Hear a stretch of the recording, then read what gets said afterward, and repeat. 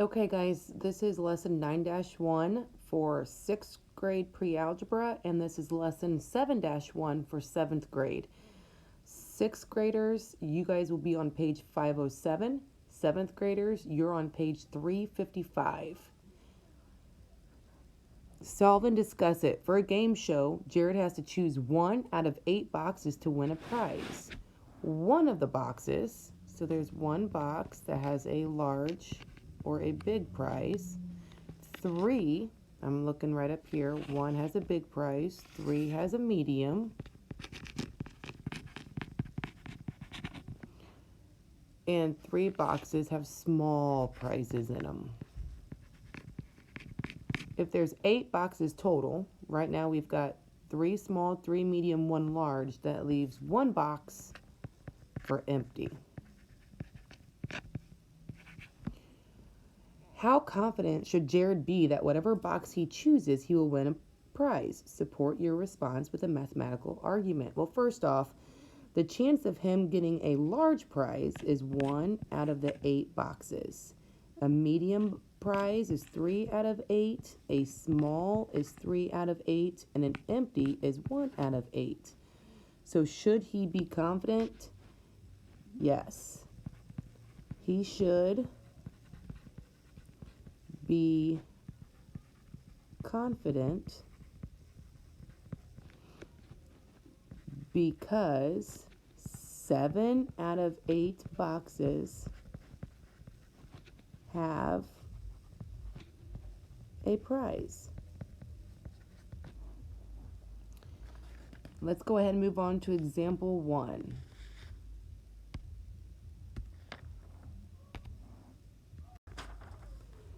Example 1 says Alyssa and Sherry spin the pointer to the right to record the color that it lands on. The table shows the results after 100 spins. So if I add all this up, there's 100 spins total. If you look at your spinner, there is 1, 2, 3, 4 sections. So let's talk about the outcomes. That's the 4 sections. There's a red section, a yellow section, a green section, and a blue section. One important thing to notice about this example is that each section is the same size. In order for it to be fair, they have to be the same size. So when we're talking about the probability, we're talking about the chances to land on each section. So each time they spin a pointer, the likelihood or probability of the pointer landing on red, yellow, green, or blue is the same. Each of the equal size sections is shaded one of 4 colors. So the probability of the pointer landing on any given color is 1 out of 4, 1/4, or 25%. So the total outcomes is 4 because there's 4 equal sections here. And then each color has the same size, so 1/4 for each color. Let's look at the try on the bottom. How might the probability of the pointer landing on a given color change for the spinner at the right? First thing we have to do is figure out how many equal sections. And if I count these, there's 1, 2, 3, 4, 5, 6, 7, 8. Okay, I know you probably can't see that very well.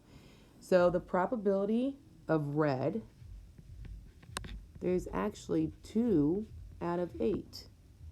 And then the probability of the spinner landing on blue is 2 out of 8. Yellow is 2 out of 8. And green is 2 out of 8. Oh, 2 out of 8. There we go. So if I simplify all of those fractions, they are all simplified to 1/4. So, how has it changed from the spinner above? There is no change. It's the same thing. All they did is they took these and split them into smaller sections and then separate them in between each other. Example 2. Carrie will roll a number cube besides labeled 1 to 6. So the outcomes of this cube, it could land on 1, 2, 3, 4, 5, or 6. What is the probability that she's going to roll a 2? It says there's only 1 out of 6 sides that is a 2. So the probability of a 2 is 1/6. What is the probability that she's going to roll a number less than 1? All of these are less than 7. All of those are less than 7. So it's certain. Do you see that word certain right there? That means if she rolls that dice, it's 100% certain that she's going to roll a number less than 7. C, what is the probability she will roll a number greater than 6? Well, if I look at all my outcomes here, let me write that word. If I look at all my outcomes, all of those are less than 6. None of them are greater than 6. So the probability is going to be 0 out of 6, and it is impossible. So let's look at the try it. We have another cube here, except it's 1 to 12. So what is the probability of rolling an 11? How many 11s are going to be on that cube? Well, there's only 1 11 out of 12. What is B? What is the probability of rolling a number greater than 5? Well, what numbers would be greater than 5 on that cube? 6, 7, 8, 9, 10, 11, and 12. All of those are greater than 5. So there's 1, 2, 3, 4, 5, 6, 7. 7 out of 12 chances that the number is going to be greater than 5. What is the probability of rolling a number greater than 12? 0. There's no chance of it landing on a number greater than 12. Example 3. There's a spinner for a game, and it's labeled A, E, A, B, C, and D. The spinner has 6 equal size sections.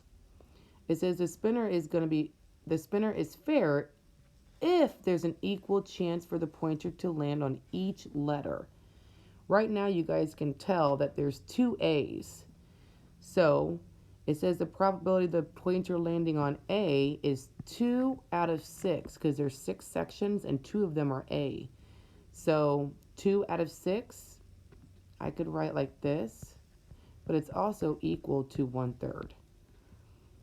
The probability of the pointer landing on B is only 1 out of 6, and each of the probabilities landing on C, D, E is also 1 out of 6. So it is more likely that the pointer will land on A than any other number because there's 2 sections of A. It is not a fair spinner. Let's look at the try on the bottom. If the spinner is shown, is the spinner shown a fair spinner? If yes, explain. If not, explain the change that could be made. Well, if I look here, the very first thing we have to do is count the sections. So I'm going to start here.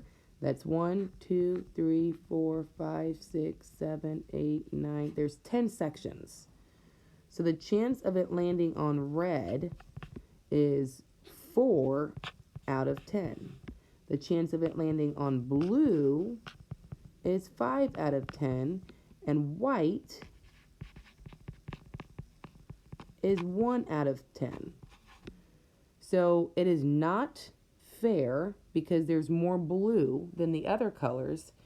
And what could we do to make it fair? We could change the white to red. If we made this white one, if we made this one a red one, then the red would have 5 out of 10 and the blue would have 5 out of 10.